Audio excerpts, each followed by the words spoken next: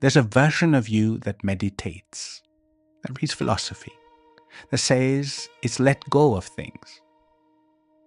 And that version is lying to you, not because you're fake, but because the ego has a trick almost no one catches. It disguises itself as awakening. I'll tell you something. A few years ago on a retreat in Bali, someone asked me, "So what do you practice?" And I answered like I was handing them my resume. Qigong, breathwork, Tantra, Kundalini, Taoist meditation, somatic work. I felt good. Too good. And something about that didn't sit right. But I'll come back to that later. The culture of awakening has sold you a very specific idea that the more you practice, the more you meditate, the more books you read, the more retreats you attend, the more evolved you are. That there are levels, that there's an above and a below. The people who meditate are closer to something than people who don't. And that your spirituality places you somehow above. There are 3 signs your spirituality stopped being a path and became a costume. And the third one is the hardest to see. First sign, behavior. You start collecting practices like medals. You don't do them to change, you do them to say you do them. Yoga isn't yoga. It's another line on your identity. Second sign, emotion. You feel a quiet superiority. You don't say it out loud, but it's there. When someone complains about something ordinary, a part of you thinks, "I'm past that." And that part isn't wisdom. It's ego wearing new clothes. Third sign, the body. You're still tense, still reactive, still clenching your jaw in traffic, still closing your chest when someone criticizes you. But now you have a spiritual explanation for all of it. It's my process. I'm integrating. I already let that go. And no one confronts you. Because confronting someone spiritual feels like attacking something sacred. Where does this idea come from? That spirituality has levels. Partly from the traditions themselves, many contemplative paths organize practice in stages, beginner, intermediate, advanced. That makes pedagogical sense. But at some point, the wellness industry took that structure and turned it into a social ladder. Think of it this way. The wellness industry needs levels because levels generate products. Level 1 is a book. Level 2 is a retreat. Level 3 is a certification. Level 4 is you leading the retreat. It's a perfect machine. And I'm not saying it's all false. I'm saying the format is designed so you always need one more step. Social media did the rest. Post a photo meditating a sunrise, you get validation. Talk about your inner journey, you connect with a tribe. And slowly, without noticing, your practice stops being practice and becomes personal branding. In the deepest paradox, the harder you try to be authentic online, the more performative everything becomes. Because published authenticity has already stopped being authentic. And this isn't new. What I'm about to show you is that this mechanism has a name in modern psychology, and that Eastern traditions spotted it centuries ago. In 1984, Buddhist psychologist John Welwood coined a term that changed the conversation: spiritual bypassing. He defined it as the use of spiritual practices and ideas to avoid confronting unresolved emotional issues, psychological wounds, and unfinished developmental tasks. Put simply, using spirituality as anesthesia, not to wake up, but to avoid feeling. Welwood wasn't a skeptic, he was a Buddhist practitioner. And what he observed was exactly this: deeply committed people using meditation, detachment, or compassion as a shield to avoid looking at their own shadows. And the Tao Te Ching, 25 centuries earlier, had already sensed it. Chapter 2 says something that sounds simple but cuts to the bone. When all under heaven know beauty as beauty, already ugliness exists. When all know good as good, already not good exists. What does this have to do with the spiritual ego? Everything. The moment you define yourself as spiritual, you automatically create its opposite, the not spiritual. And in that instant, you leave the path. Because the Tao doesn't divide, it doesn't classify, it doesn't label above and below. And notice how subtle the trap is. You don't need to say it out loud. You don't need to post it. It's enough to think it, to feel deep down that your path is more valid than someone else's. That sensation, so small, so quiet, is already the division that chapter 2 describes. The Tao doesn't ask you to be spiritual. It asks you to be whole. And being whole includes the part of you that has no answers at all. Now comes something even more uncomfortable. Because what I'm about to share isn't something I read in a book. It's something that happened to me. I believe this too. There was a period in my life when my entire identity was built around my practice. I wasn't Marcos. I was the one who does Qigong, the one who wakes up early to breathe, the one who's already read the Tao Te Ching. And the worst part wasn't that. The worst part was that I felt genuinely superior. Not in an obvious, arrogant way, but in something much more subtle.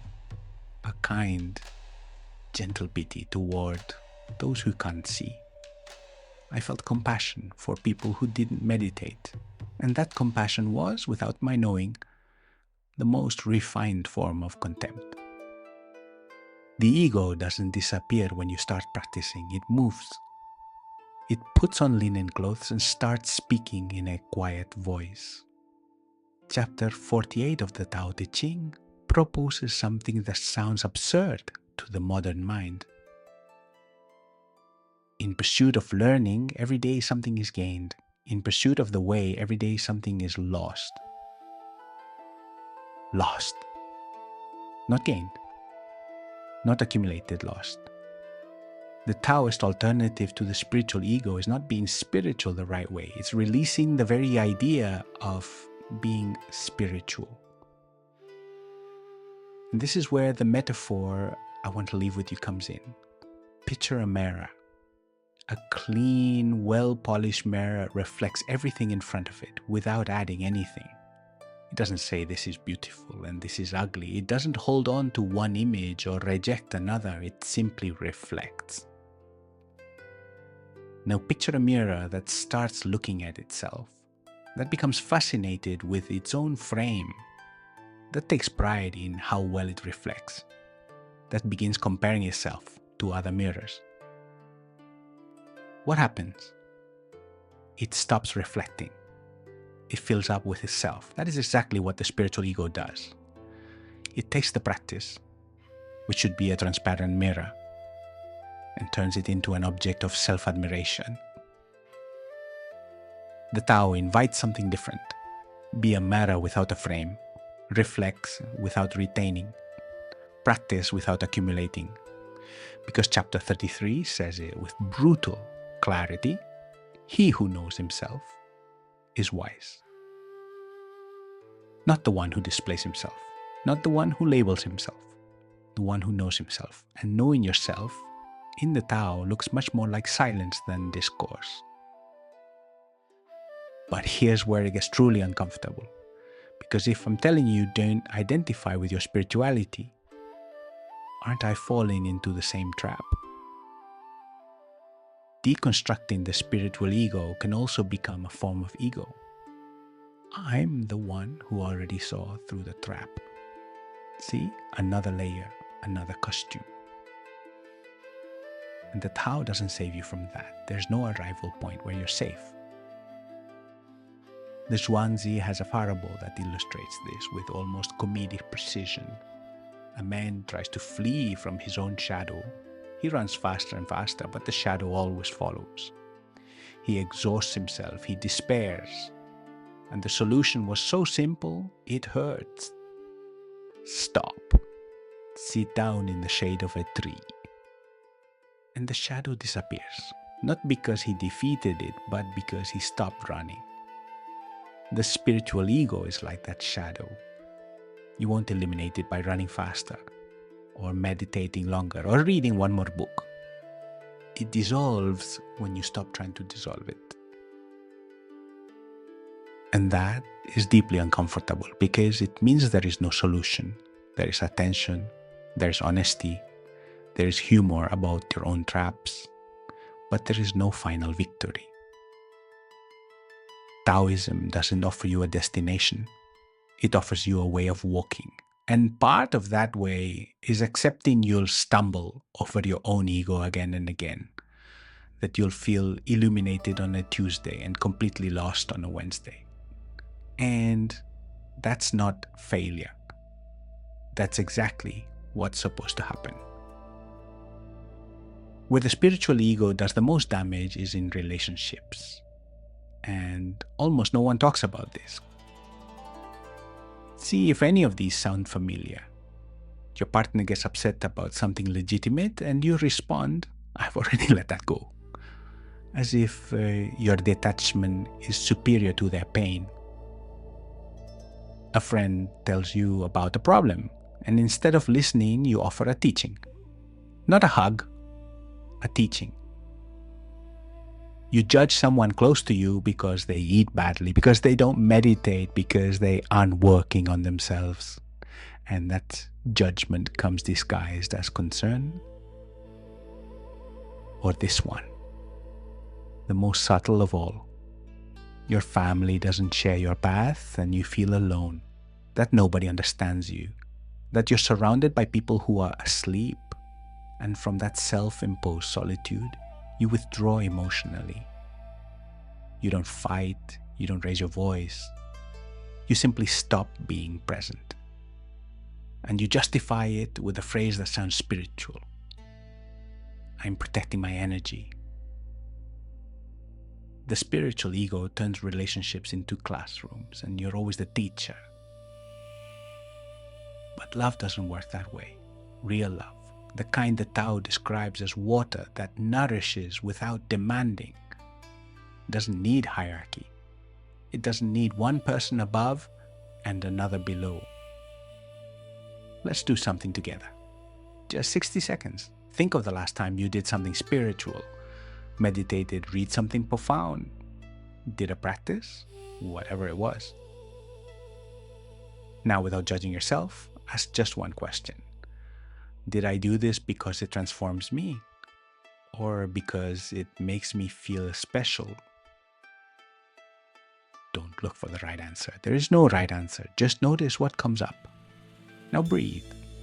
Inhale for 4 counts. Exhale for 6. And release the question. Don't resolve it. Let it float. That's it. You didn't do anything heroic. You were just honest for a moment. And here's a mistake you absolutely must not make. Turning this deconstruction into your new identity. I don't have a spiritual ego. That spiritual ego with a different name I already see. The trap. That's another trap. Real integration doesn't announce itself, doesn't get posted, doesn't become a podcast episode. And yes, I see the irony. What you can do is something much simpler. The next time you catch yourself feeling subtly or openly superior because of your practice, don't punish yourself. Don't analyze it. Just notice it. The way you'd notice a cloud passing by. Because the act of noticing, without reacting, without correcting, without writing a post about what you noticed, is itself the most Taoist practice there is. It's applied to the ego, doing nothing with what you see, just seeing it. The Tao doesn't ask you to eliminate the ego. It asks you to stop confusing it with yourself. 3 things you can try this week. not to become a better person, not to evolve, just to see what happens. 1, the next time someone asks what you practice, answer in one word or none. Notice what it feels like, not to hunt over the resume. 2, when you feel the impulse to give spiritual advice, stay quiet, listen. Ask, do you want me to listen or to say something? And if the answer is just listen, do only that. 3, once a day, do your practice without telling anyone, without logging it, without it becoming part of your story. Let it be just between you and the silence. That's all. 3 minimal actions that won't transform you in a week, but they'll show your ego where it hides. That conversation in Bali. Remember, I finished my list of practices: Qigong, breathwork, Tantra, Kundalini, meditation, and the other person looked at me with genuine curiosity and asked, "And does all of that make you happy?" Silence. I didn't know what to say.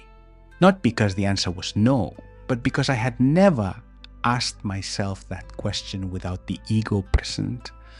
I had never asked whether all of it truly transformed me, or whether it just made me feel like I was above.